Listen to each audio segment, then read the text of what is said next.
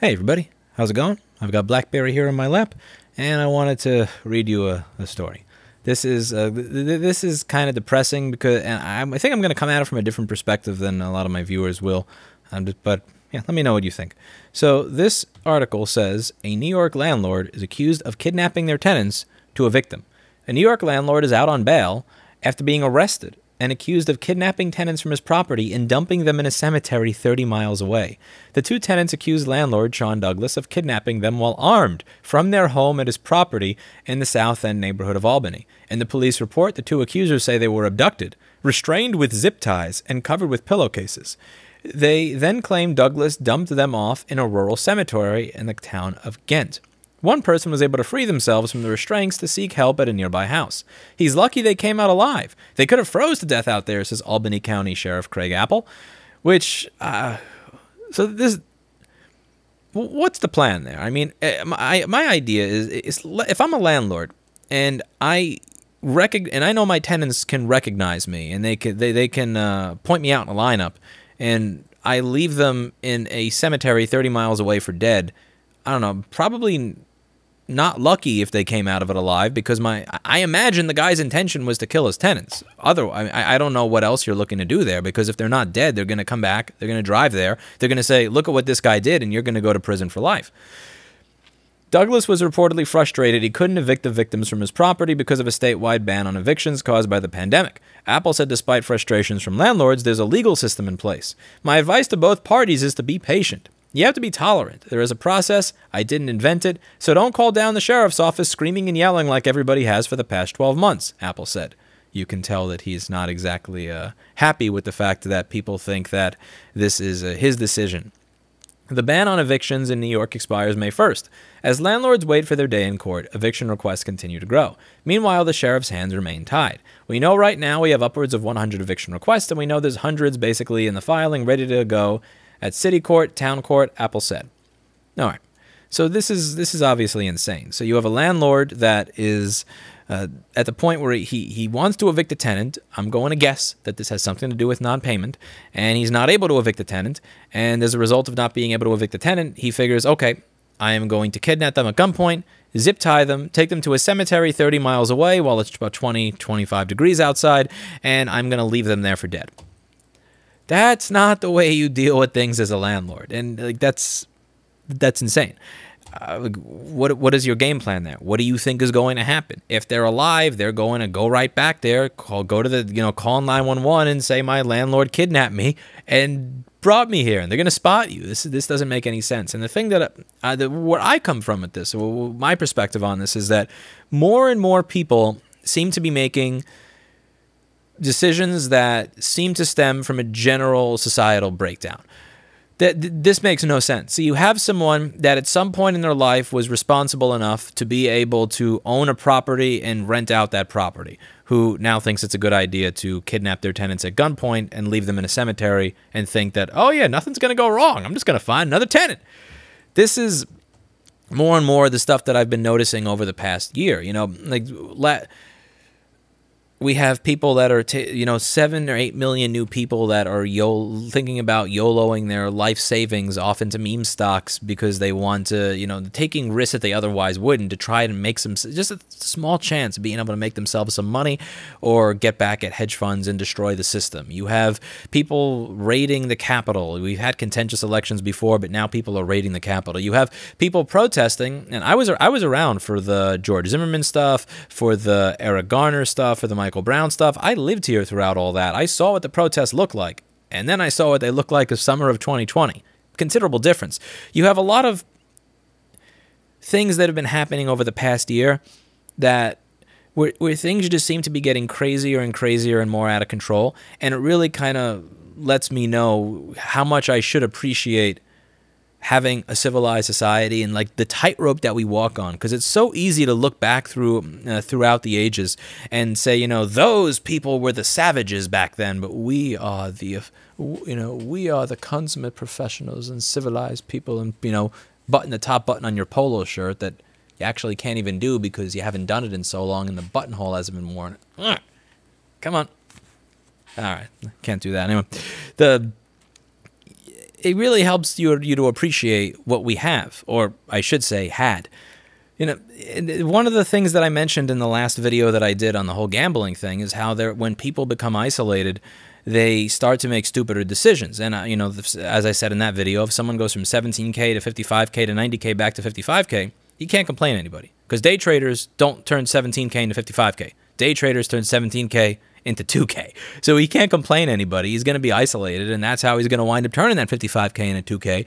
And how people left to their own devices when they're completely isolated from the world tend to not have people in their lives who help course correct them. And you notice this with people who increasingly isolate themselves over time, start to become a little more than eccentric. They start to become a little bit more weird, a little bit more out of control. And you have a time where people are told this thing, which is you're still expected to pay all of your expenses. You're still expected to upkeep your property. You're still expected to pay your mortgage. You better pay your mortgage on time, or we're going to be foreclosing on your house. But at the same time, you're not allowed to go to work, and you're not allowed to kick a tenant out that's not paying you. Now, I completely understand why we have eviction moratoriums right now, because if you have a lockdown and then you have 2 to 5 million people in a city of 8 million people that don't pay their rent, you are going to, and you try to evict 5 million people all at the same time, that's French Revolution like shit that's going to go on right there. That's not going to work. But at the same time, the flip side of that coin is if you're going to have these types of lockdowns and they're going to last as long as they have, then the issue or these types of restrictions on business, you're going to have people that, the thing about the landlords, and to be clear, I'm 110% not saying I'm not trying to justify a guy kidnapping his fucking tenants and leaving them in a cemetery. He should go to prison for a long time if they can prove that he was the one who actually did that. But when you have to understand, you have people that are, it's not just them that they have to support anymore, it's multiple families. So if I lose my job because I'm not legally allowed to work thanks to Andrew Cuomo, I have to worry about supporting myself. That sucks. I still have to pay my bills even though I'm not allowed to make an income. But if you're a landlord, let's say you're not a landlord that inherited everything. You're not a landlord that just had their Scrooge McDuck parents pass them off a house or two. You're a landlord that actually maybe spent 20 years in the restaurant business or 30 years doing something in an office, and then with all your money you bought a property that you still can't afford all the way. Maybe you could, you're still paying your mortgage off. You didn't buy it all in cash. And you're not allowed to work. But there's 2 or 3 families living in that property. Now, each of those families can't work. You still have to pay the mortgage. So now you're not paying for just yourself. You're paying for all. You're supporting those 3 families in that 3-family or 4-family building that you wouldn't have if it wasn't for the ability to rent it out to other people.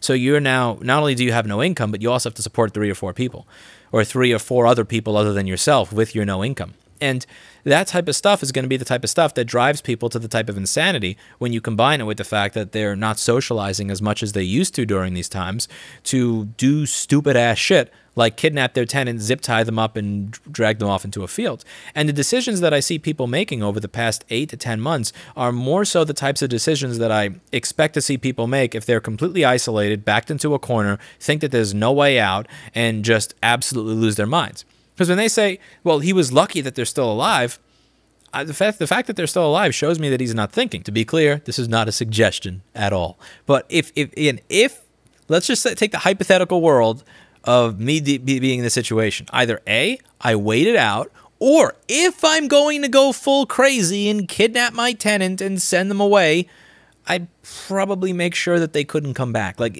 none of what he did makes any sense, and none of this like in any way, shape, or form, and like the show your work kind of way. If you're going to commit a crime, at least make it make sense. If you're going to rob someone, at least put a ski mask on so that they can't identify who you are. Like, none of this makes any sense. And the behavior that normal people have been exhibiting over the past 8 to 10 months decreasingly makes sense as time goes on. It makes less and less sense as time goes on. And it really, makes me pessimistic, because you're going to see it more in New York. And sure, it's easy to make fun of New York. It's an easy target. It's anybody watching my videos can realize I'm not exactly fond of the city or the state. But this is something I kind of wonder. At what point does this infect the rest of the country, if it hasn't already? When you have people that are pushed to the end of their rope, when you have people that are pushed up against a wall, that think that this is it. There's not, that I have no chance. There's nothing left for me. What are they going to, what happens when you enter that mindset? You're going to have it more here because it's New York City and New York State, where you have property values that are insanely high and cost of living that are insanely high. So and you also have high rates of economic inequality here. But it's not like the rest of the country is immune from this stuff happening. It's not like it's immune from what happens when you have the general breakdown of society. And when you have landlords that start fucking kidnapping and zip tying their tenants and leaving them off in cemeteries, it really does make you wonder. You can't really say, we shouldn't have a shutdown that goes on this long because a societal breakdown will specifically lead to people destroying the financial system, YOLOing their life savings into meme stocks, or people trying to storm capitals, or normal protests are going to turn into complete destructions of entire cities, or the retail environment of entire cities, or people kidnapping their tenants and leaving them for dead in a fucking cemetery, or the city damn near turning into target practice for Asian people, where every day I look at the newspaper and there's some sort of news story about how someone was beaten or stabbed in the back in front of a courthouse or something.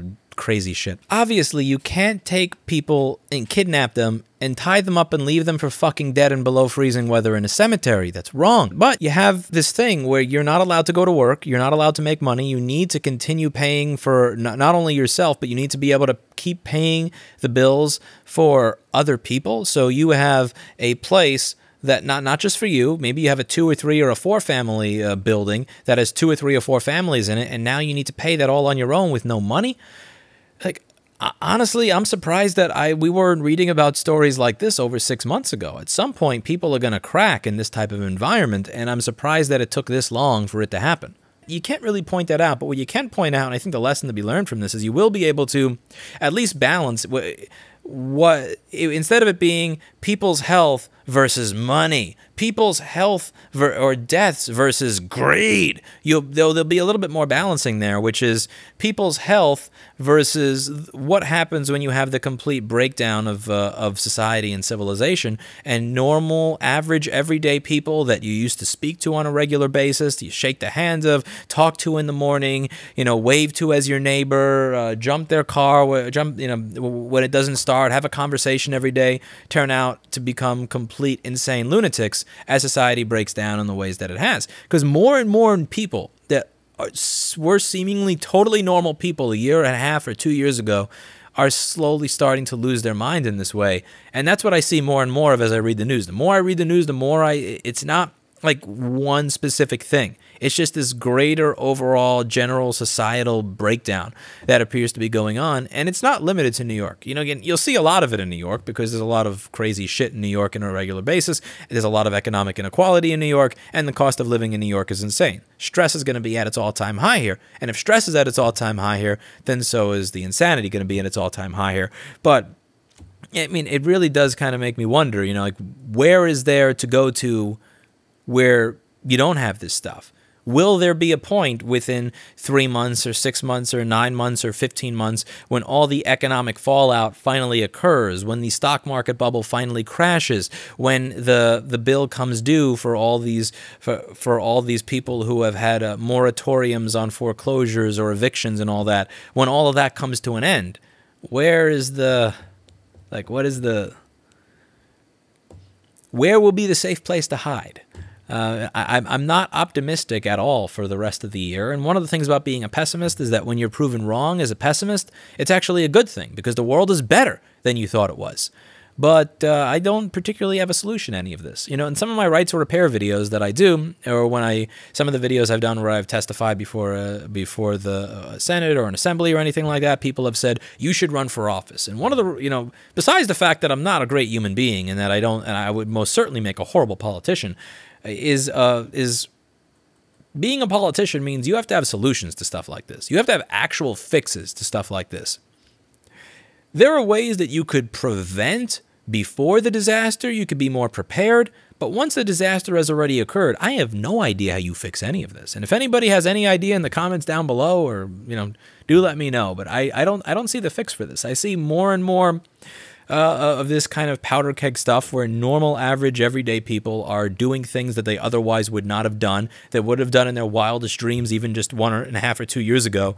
And I think that we're going to start gaining an appreciation for, as shitty as things were, the world that we lived in just a year and a half ago. Anyway, let me know what you think in the comments down below. BlackBerry's on my lap. I'm wearing a black shirt. I have a black keyboard, and I have a black kitty, and I have a black microphone. So she blends in really well. You probably almost couldn't see her there, but there was indeed a kitty in my lap for the duration of this video. Isn't she cute? She is adorable. She's my BlackBerry. I love her very much. Anyway, I'll see you all in the next video.